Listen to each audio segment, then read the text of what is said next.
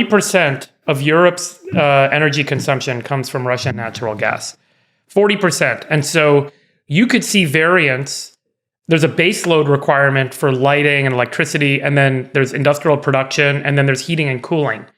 Heating and cooling demand is linearly tied to the number of degrees above or below 65 Fahrenheit on average.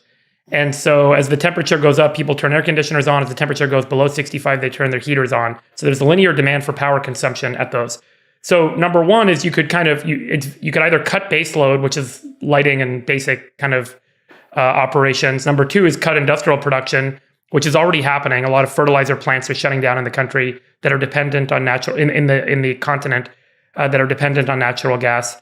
And number three is this heating and cooling. And that really ends up being kind of a market-driven function, which is how pricey is this stuff, because there's limited supply. So you could in a normal year see fluctuations around 5, 10, 15%, maybe, with good kind of action and behavior. 40% of energy being cut is a massive, massive problem.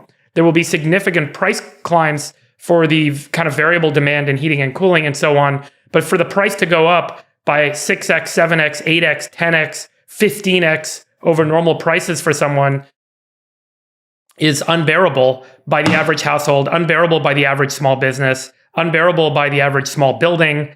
And so it's causing critical failure across the economy, across the currencies, across debt markets.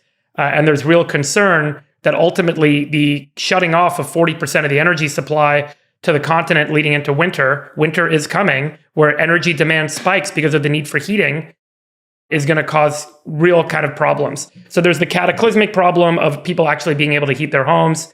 There's the industrial problem of parts of the economy shutting down. And then there's the currency problem of the governments needing to step in and bail out industry, buy super expensive gas, give it to their citizens and their businesses at a discounted price, and seeing their national and sovereign debts skyrocket, which is now expected to happen. And as a result, the British pound is trading at its lowest level since 1985.